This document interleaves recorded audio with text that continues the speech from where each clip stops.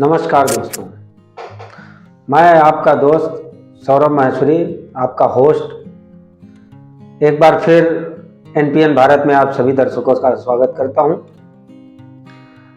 आज हम एक ऐसे विषय पर चर्चा करेंगे जिसका चलन अपने भारत में बहुत तेजी से बढ़ रहा है, जिसको हम लोग अक्सर लोगों के मुंह से सुन लेते हैं, लिव इन रिलेशनशिप। तो ये लिव इन रिलेशनशिप क्या है, कानून में इसका क्या प्रावधान है, इससे जुड़े हुए कुछ फैक्ट्स, एक दो न्यायालय ने जो निर्णय दिए हैं उनके बारे में आज की वीडियो में हम लोग जानेंगे। जैसा कि हम सभी जानते हैं, भारत में लिव इन रिलेशनशिप का चलन धीरे धीरे बढ़ रहा है, खासकर शहरी क्षेत्रों में। हालांकि अभी यह अवधारणा सामाजिक और कानूनी दोनों ही दृष्टिकोण से विवादास्पद बनी हुई है। भारतीय न्यायपालिका ने समय समय पर लिव इन रिलेशनशिप के संबंध में महत्वपूर्ण निर्णय लिए जो इस विषय की कानूनी स्थिति को स्पष्ट करते हैं। भारतीय कानून में लिव इन रिलेशनशिप के लिए कोई भी प्रावधान नहीं है। हालांकि न्यायपालिका ने समय समय पर विभिन्न मामलों में इसे मान्यता भी दी है। सुप्रीम कोर्ट ने अपने निर्णयों में यह कहा है कि दो वयस्कों के बीच सहमति से बना लिव इन रिलेशनशिप यदि बना है तो न तो वो अपराध है और ना ही वह अवैध है। जहां तक महिलाओं के अधिकार का सवाल आता है, लिव इन रिलेशनशिप में रहने वाली महिलाओं के अधिकारों की सुरक्षा के लिए घरेलू हिंसा से महिलाओं का संरक्षण अधिनियम 2005 के अनुसार विवाह के समान संबंध में रहने वाली महिलाओं को इसके तहत संरक्षण प्रदान किया जाता है। सुप्रीम कोर्ट ने अपने एक फैसले में कहा कि यदि कोई महिला लंबे समय तक लिव इन रिलेशनशिप में रहती है तो उसे कानूनी पत्नी के समान अधिकार मिल सकते हैं। अभी एक मामला हाल ही में प्रयागराज से सामने आया, जिसमें प्रयागराज हाई कोर्ट ने लिव इन रिलेशनशिप को एक सामाजिक स्वीकृति नहीं मिलने का एक अपना व्याख्यान प्रस्तुत किया है। प्रयागराज हाई कोर्ट ने कहा कि लिव इन रिलेशनशिप को कोई सामाजिक स्वीकृति नहीं है। उन्होंने कहा कि हम समाज के नैतिक मूल्यों को बचाने के लिए कोई रूपरेखा और समाधान खोजें। न्यायमूर्ति अनिल कुमार श्रीवास्तव, उन्होंने एक मामले में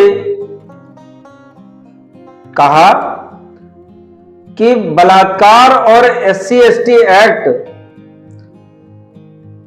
ऐसे मुद्दे अक्सर लिव इन रिलेशनशिप के जो मामले आते हैं उनमें अक्सर ये धाराएं लगती हैं, जिसमें उन्होंने एक व्यक्ति को जमानत दी और उन्होंने यह कहा,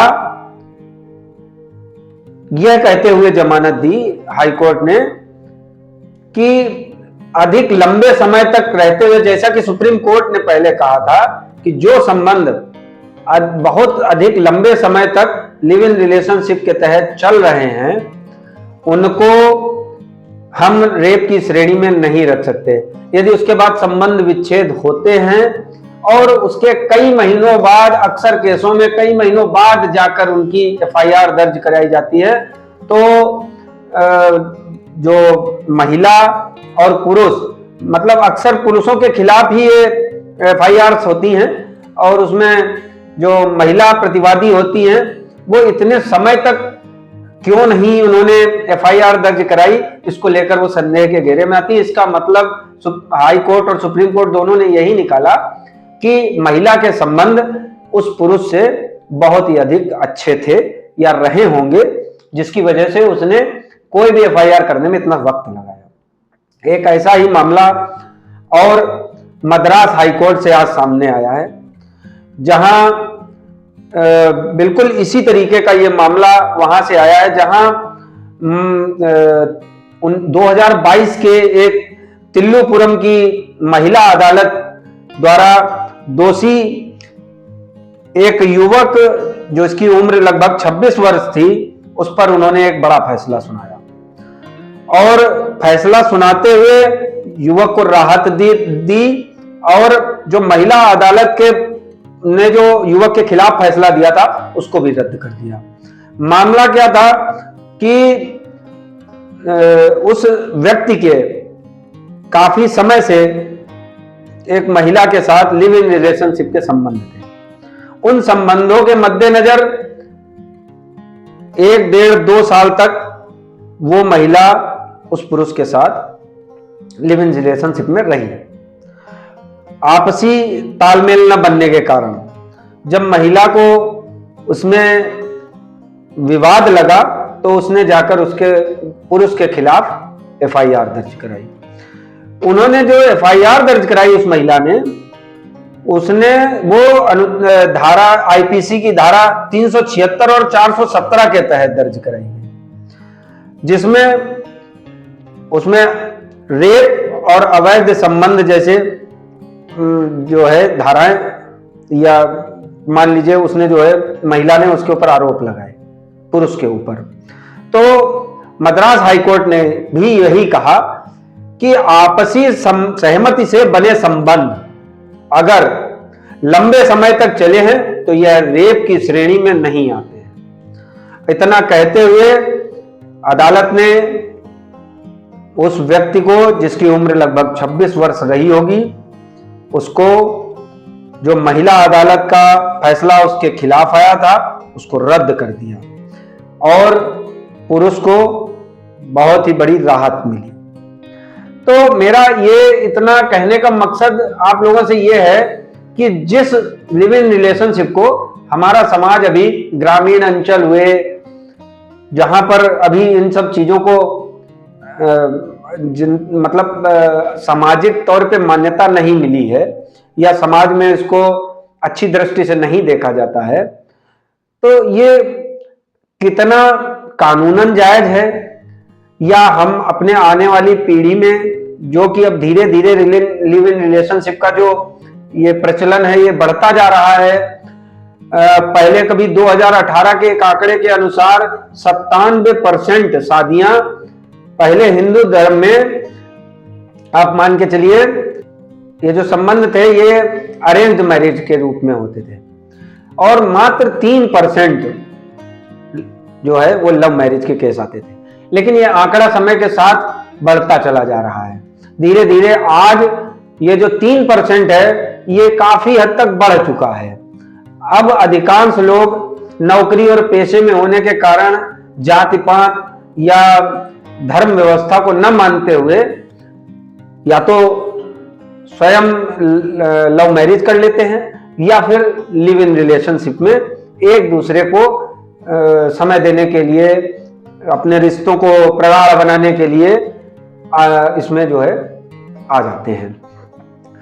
तो मेरा आप लोगों से यही एक सवाल है कि भारत में लिव इन रिलेशनशिप महत्वपूर्ण है, यदि है तो कितना, और ये अपनी सामाजिक जो बनावट है इसको कितना बदल रहा है। हम आप धीरे धीरे इस सामाजिक संरचना को कहां तक ले जा रहे हैं, हमारी आने वाली पीढ़ियां इसमें कितना और इन्वॉल्व हो जाएंगी। क्या ये लिव इन रिलेशनशिप धीरे धीरे पुरुष और महिला के वैवाहिक जीवन को प्रभावित तो कर रही हैं, कितना कर रही हैं ये समय के साथ ही पता चलेगा। तो मेरी आप लोगों से यही गुजारिश है कि आप लोग हमारे कमेंट बॉक्स में आकर अपनी राय व्यक्त करें और बताएं कि भारत में लिव इन रिलेशनशिप जैसा कोई रूल कानूनन इसके ऊपर अभी तक कोई कानून नहीं बना है, क्या उसका कानूनी रूप होना चाहिए, या लिव इन रिलेशनशिप पुरानी मान्यताओं के अनुसार एक गलत संदेश दे रहा है समाज में। तो आप लोग अपनी राय अवश्य हमारे चैनल पर आकर बताइए। तब तक के लिए धन्यवाद, नमस्कार।